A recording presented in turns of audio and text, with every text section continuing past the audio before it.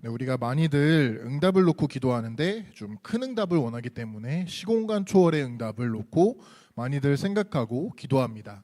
근데 우리가 영적인 흐름 속에서 시공간 초월이라고 하는 응답을 묵상해 보니까요. 진정한 시간과 공간을 초월한 하나님의 응답은 시공간을 초월하시진 그 하나님이 우리와 함께 계심을 누리는 기도의 순간이다라는 것을 볼 수가 있습니다. 그렇기 때문에 여러분들이 내 자신은 분명히 인정해야 될 게 시간과 공간이라고 하는 육신적인 개념, 육신적인 제약 가운데 놓여 있지만 그것을 초월하시는, 모든 것을 초월하시는 창조주 하나님이 나와 함께 계신다면은 그분이 가지고 계시는 시공간 초월이라고 하는 그 개념, 그 응답이 저와 여러분들의 응답으로 나타나게 될 줄을 믿습니다. 그것을 체험하고 누리는 시간이 20세, 우리가 분명히 기도의 시간이기 때문에 이 기도를 우리가 그냥 하루에 딱 한 번, 혹은 많게는 적게는 일주일에 주일 강단에서만 누리는 게 아니라 매일매일 누렸으면 좋겠습니다. 매일매일 누리는데 24시 누리고 한평생 동안 누리게 된다면요, 오늘 말씀을 살펴보니까 당연하게 이때부터 우리에게는 25시의 응답이 나타나게 되는데, 그 중에 가장 큰 응답이 바로 만남의 축복이 될 줄을 믿습니다. 그러면 우리가 만남의 축복을 당연히 기대하고 고뇌하고 기도하겠지만, 당장 오늘이라는 지금 이 시간표에 지금 저와 여러분들은 기도를 통하여서 시공간을 초월하시는 하나님이 나와 함께 계시는구나 라는 것을 같이 누리게 되시기를 바랍니다. 오늘 말씀에 우리가 잘 알고 있는 백부장이 등장합니다. 백부장이 예수님께 기도를 하는 모습이 등장하는데, 이 백부장의 기도, 백부장의 믿음은요, 하나님께서는 시공간을 초월하셨고 하나님께서 지금 이 땅에 지구상에 오신 저 예수님이 나와 함께 가지 않아도 말씀만 하더라도 내가 응답을 얻게 됨을 분명히 고백하는 사실이 나타나 있습니다. 그렇다면 우리도 마찬가지로 예수님 이거 해주세요, 하나님 이거를 도와주시고 이 문제를 해결해 주세요가 아니라, 하나님께서 말씀만 주신다면요, 문제가 해결되어도 좋겠고 안 해결되어도 그분이 나와 함께 계신 것 하나만으로 나는 만족하고 그 안에 모든 기도 제목과 응답이 숨겨져 있다는 것을 발견할 수가 있는 것이죠.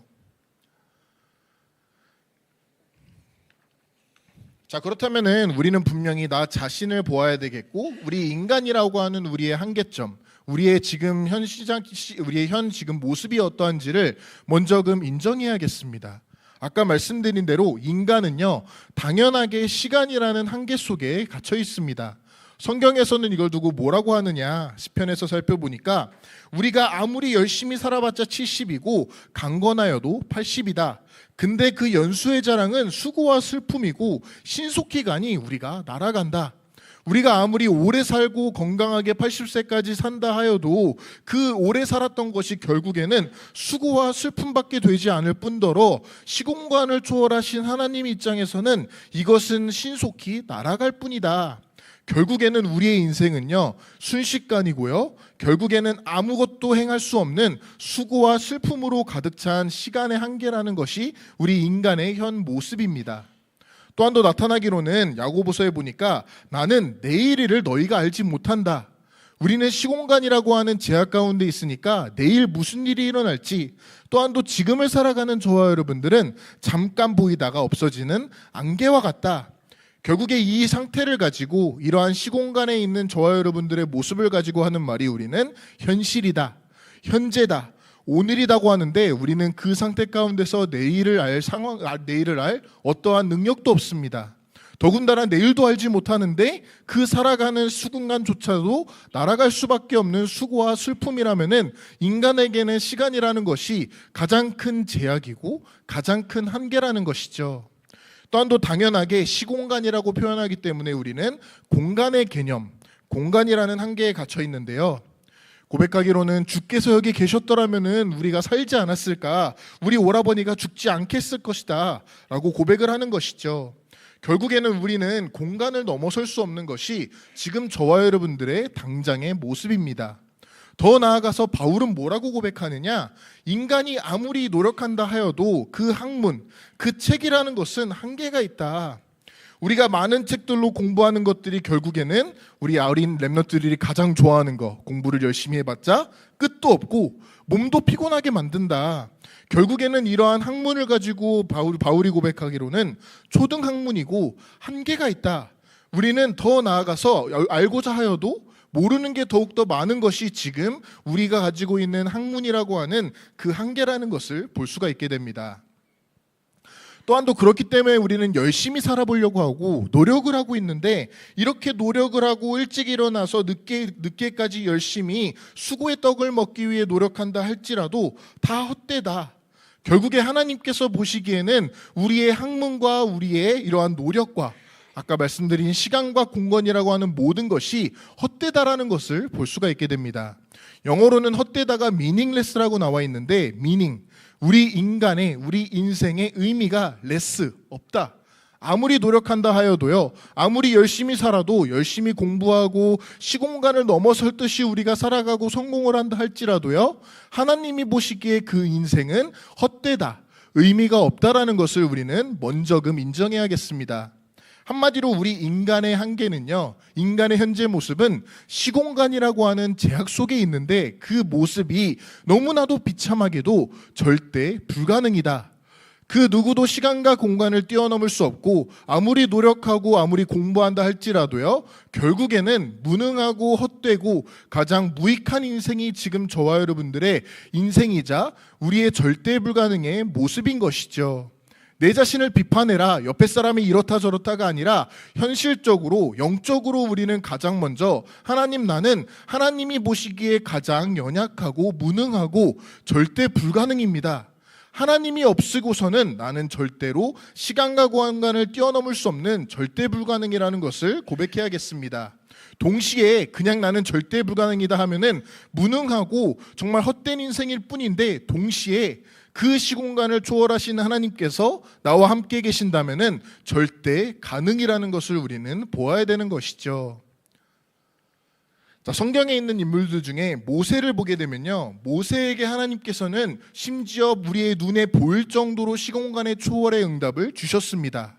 그 이유는 모세가 하나님과 함께 있었기 때문이죠.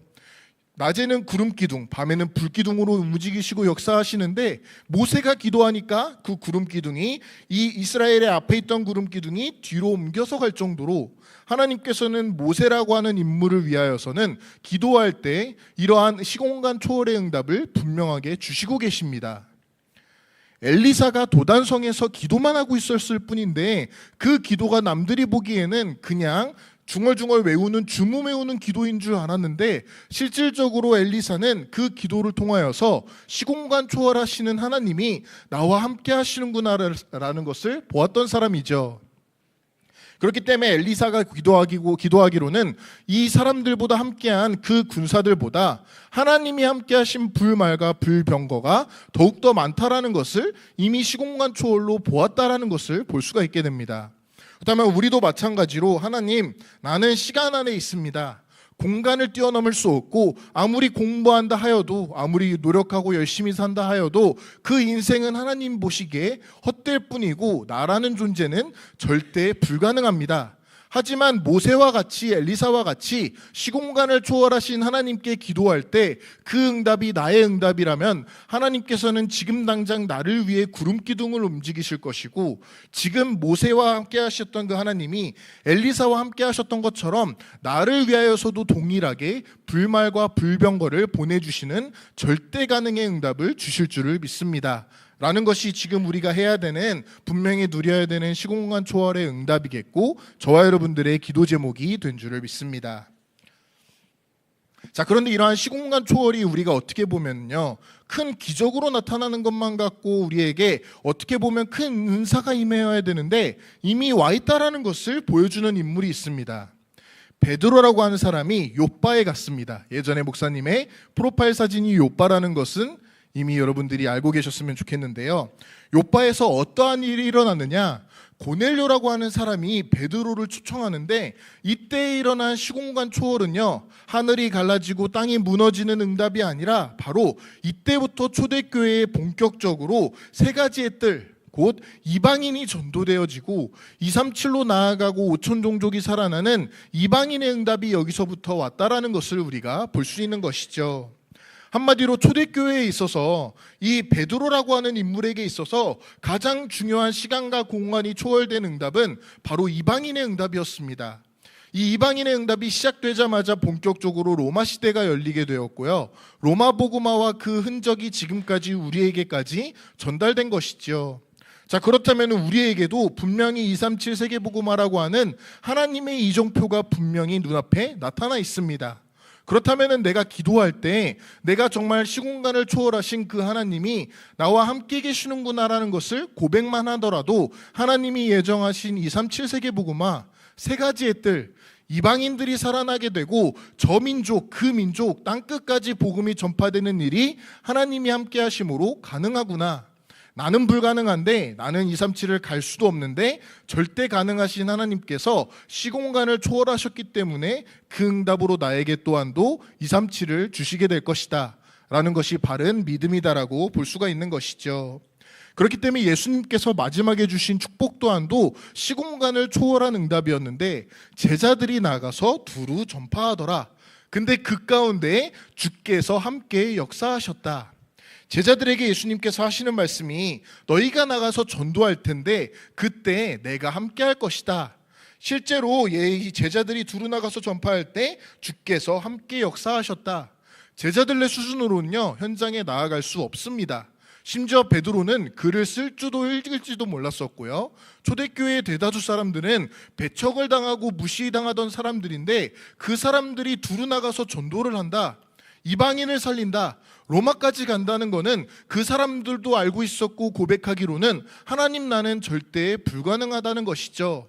하지만 동시에 하나님이 나와 함께 계신다면은 내가 글을 읽을 수 없건 상관없이 내가 어디를 가던 간에 하나님께서 시공간을 초월하여서 나에게 237을 주실 것입니다 라고 하는 것이 바로 이러한 제자들이 초대교회가 가졌던 믿음이고 지금 우리에게도 주신 이정표를 따라가는 그러한 기도 대목이 된 줄을 믿습니다. 자, 그렇다면 오늘 말씀으로 돌아가서 백부장이 어떠한 사람이었느냐? 백부장에게 여러 가지 표현들이 있고 쓰임새가 있지만 이 백부장에게 기도를 보게 되면요 그 사람의 인격이나 경건함, 물론 이 사람은 정직하였고 실신한 사람이었고 좋은 사람이었지만 이러한 내용들, 이러한 우리가 말하는 인격들은 하나님과 전혀 관련이 없었습니다. 그렇다면 무엇이 관련이 있었느냐? 그 사람의 기도 제목을 보면 되는데 예수님 오시지 않아도 됩니다. 예수님이 분명히 시공간을 초월하셨기 때문에 말씀만 해도 그 말씀대로 될 줄을 믿습니다. 이것이 백부장을 표현하는 가장 중요한 이 사람의 믿음이었고 기도 제목이었습니다. 그렇다면 저와 여러분들에게도 마찬가지로 이 사람이 저렇다, 저 사람이 저렇다, 이 사람은 이래서 안 되고 저 사람은 저래서 안 되고, 물론 안 될 수 있겠지만 되고 안 되고가 중요한 게 아니라 하나님 보시기에 이 사람이 정말 시공간을 초월하신 하나님과 함께 하심을 기도로서 누리고 있느냐 없느냐, 하나님이 보시기에 정말로 이 사람에게는 브리스길라와 아볼로를 붙이실 만큼의 25시의 응답, 곧 시공간을 뛰어넘는 이러한 제자의 만남의 응답을 주실 수 있는지 없는지가 가장 중요한 영적인 내용이라고 볼 수가 있는 것이죠. 이러한 이 백부장의 기도를 보게 되면요 고백하기로는 나의 사랑하는 종이 병들었다. 근데 이 백부장은 예수님의 소문을 알고 말 그대로 예수님이 하나님이시고 그분이 바로 이 나의 종을 살릴 수 있는 길이라는 것을 알고 있었습니다. 그런데 이 사람의 믿음은 예수님이 나에게 오시는 것을 감당하지도 못하겠고 그렇기 때문에 그분이 말씀만 하더라도 응답이 될 줄을 믿었던 시공간의 초월을 알았던 사람인 것이죠. 근데 이러한 기도 제목, 이러한 백부장의 믿음이요 엄청난 것이다, 특별한 것이 아닙니다. 결국에는 가장 정상적인 것이죠. 하나님께서 말씀으로 역사하시기 때문에 말씀만 하셔도 그 말씀 그대로 될 줄을 믿습니다. 근데 그 말씀이 237을 나타내고 있고 그 말씀이 시공간을 초월하였다면은 나에게 그러한 시공간 초월의 믿음이 분명히 임하게 될 것이고 응답으로 나타나게 될 줄을 아는 것이 가장 정상적인 것이죠. 그렇기 때문에 이 백부장은 나에게 있어서 문제가 온 줄 알았는데 이미 예수님께서는 다 끝내셨구나. 나의 사랑하는 종이 병들어 죽게 된 것도 문제가 아닌 것이다. 결국엔 내가 예수님께 찾아가서 기도드리는 것이 가장 좋은 응답이라는 것, 이미 끝났다라는 것을 고백하고 알고 있었습니다. 근데 이러한 믿음과 이러한 기도가 이때 역사적으로 성경에 쓰였기 때문에 끝나는 게 아니라 지금도 우리에게도 나타나고 있는 믿음이자 응답이라는 것이죠. 저와 여러분들이 이것을 알기 때문에, 미리 보았기 때문에 237 하면서 기도하고 선교팀을 돕고 우리가 목사님과 함께하는 것이죠. 한마디로 백부장의 믿음이 우리에게까지 그대로 전달되어서 나 또한도 지금 기도할 때 이러한 백부장처럼 말씀만 하셔도 됩니다. 예수님께서 시공간을 초월했기 때문에 나와 함께 계신다면 뭐든 가능합니다. 절대 가능을 우리는 분명히 고백할 수가 있게 됩니다. 자, 그렇다면은 이처럼 하나님께서 우리에게 바른 고백, 바른 시공간을 초월하는 응답을 볼 수 있게 해주시는 단 하나의 이유는 바로 예수님의 목표이자 목적은 세계복음화이기 때문입니다. 우리 하나님께서는 전도의 하나님이신데, 전도의 하나님께서는 분명하게 우리를 통하여서 하나님이 원하시는 하나님 나라의 일, 곧 세계복음화를 계획하시고 기획하신다는 것이죠. 자, 그렇다면은 이러한 하나님께서 자신이 스스로 원하시고 하나님이 예비하시고 준비하신 세계복음화를 기도하는 우리에게 덤으로 주시겠다. 그렇다면은요, 이러한 저와 여러분들에게 있어서는 이러한 응답, 시공간을 초월하는 것처럼 보이는 모든 응답이 가장 당연한 것입니다. 오히려 이러한 응답이 우리에게 실제로 일어나게 될 것인데, 이것이 이상한 일, 특별한 일이 아니라 가장 정상적인 것이죠. 근데 이 모든 일이 어디에 포함되어 있느냐? 저와 여러분들의 과거에 들어있고요, 현재에 들어있고 미래에 모두 포함되어 있습니다. 근데 이 모든 것이 예수님의 말씀, 예수님이 그리스도 되심으로 모두 끝났다면요, 나의 현장에도 이 말씀이 모두 임할 것이고 237 나라와 5천 종족까지 모든 말씀이 임하게 되고 살아나게 되는구나라는 것을 우리는 보아야 되는 것이죠. 이것이 당연하다, 정상적이다라는 것은 한마디로 오히려 나에게 237이 일어나지 않는 것이 더욱더 비정상적인 것이구나. 내가 기도할 때 이방인이 살아나고 내가 하나님과 소통할 때 그 세 가지의 뜰이 임하는 것이 하나님이 보시기에는 가장 정상적이고 가장 자연스러운 우리의 신앙생활이 될 줄을 믿습니다. 그렇다고 우리가 나아갈 때 하나님 우리에게 237 종족을 분명히 맡겨주셨다면요, 안 나타난다고 여기에서 좌절하는 게 아니라 이미 하나님께서는 237을 품고 계시고 그 하나님이 나와 함께 계신다면은 지금 당장 내 옆에 저 TCK가 영접을 안 해도 괜찮은 거구나. 분명히 하나님께서는 이리 된들 저리 된들 믿는 나를 통하여서 나의 기도를 기뻐 받으시고 나에게 237을 주시겠구나. 아니 오히려 주셨구나. 그렇다면 나는 이것을 미리 누리면서 미리 보게 되는 것이 바로 우리의 신앙생활이 된 줄을 믿습니다. 자, 그렇다면 예수님의 마지막 말씀을 보게 되면요, 예수님께서 마태, 마가, 누가복음, 사도행전에 마지막으로 주신 말씀 또한도 시공간을 초월하는 237과 모두 관련이 있습니다. 예수님의 마지막 사역이라고 하는데 우리가 많이 들어본 말들, 모든 민족, 천하만민, 모든 족속, 후대, 땅끝이라고 하는 이 모든 하나님이 보시기에 가장 중요한 시간과 공간을 초월하는 응답이 예수님의 마지막 사역이었고 마지막 메시지였다. 한마디로 우리가 이 메시지를 가지고 있다면요, 이 메시지를 주신 예수님께서 친히 행하시고 친히 우리에게 주시겠다는 것이죠. 마태복음의 마지막에 보면은 너희는 가서 모든 민족으로 제자를 삼아라. 한마디로 우리에게 모든 민족을 준비해 주셨다는 겁니다. 마가복음에 있어서는 온 천하에 다니면서 만민에게 복음을 전파하라. 누가복음에서는요, 예루살렘에서 시작해서 모든 족속에게 이 말씀이 전파될 것이다. 우리가 너무 잘 알고 있는 사도행전에서는 오직 성령이 너에게 임하시면은 너희가 권능을 받고 예루살렘과 온 사마리아와 땅끝까지 내 증인이 되리라라고 예수님께서 말씀해 주셨습니다. 한마디로 우리가 증인이 되고 천하만민 모든 민족에게 갈 수 있는 유일한 이유는요, 예수님의 말씀이 있기 때문에, 그렇기 때문에 우리의 기도는 다시 한번 돌아가서 하나님 나는 절대 불가능합니다. 나는 237 나라에 갈 돈도 없고 시간도 없고 언어도 없고 우리는 그러한 여유도 없지만 이러한 말씀을 주시는 예수님의 말씀에 근거하여서 그분이 가능하기 때문에 예수님이 이미 시공간을 초월했기 때문에 나와 함께 계시는 그분의 응답으로 나는 분명하게 당연하게 237 세계복음화를 하러 가게 될 줄을 믿습니다. 그렇다면 지금 나에게 237이 당장 눈앞에 오지 않았더라고 하더라도 그 말씀을 믿고 기도하는 저와 여러분들은 이미 237을 받은 것이고 이미 시공간을 뛰어넘는 응답 속에 있는 줄을 믿습니다. 그렇기 때문에 우리가 매주마다 강단에서 말씀을 받고 매 시스템과 다락방과 예배를 통해 받는 말씀 하나하나가 예수님의 말씀이고 하나님의 말씀이라면요, 그 말씀에 근거하여서 말씀이 그러했기 때문에 나는 불가능하지만 저 불가능해 보이는 시공간을 초월해야만 되는 그 메시지가 나의 기도함으로 가능하게 된다는 사실을 우리가 평생 동안 누리게 되시기를 바랍니다. 기도하시겠습니다. 하나님 감사합니다. 하나님께서 우리에게 237 나라 5천 종족을 시공간의 초월의 응답으로 주시게 될 줄을 믿습니다. 그 응답이 지금 나에게 말씀으로 임했고 내가 그 응답을 기도로 누릴 수 있다면은 그 기도함이, 그 예배 시간이 하나님이 보시기에 가장 복되고 나에게 있어서도 시공간을 초월을 응답으로 누릴 수 있는 시간이 된 줄을 믿습니다. 이 기도를, 이 응답을 나에게 매일 누릴 수 있도록 24를 열어주시고 그때 오게 되는 말씀의 흐름을 따른 25시의 응답, 만남의 축복을 마음껏 받아 누리게 하여 주시옵소서. 감사드리며 예수 그리스도의 이름으로 기도합니다. 아멘.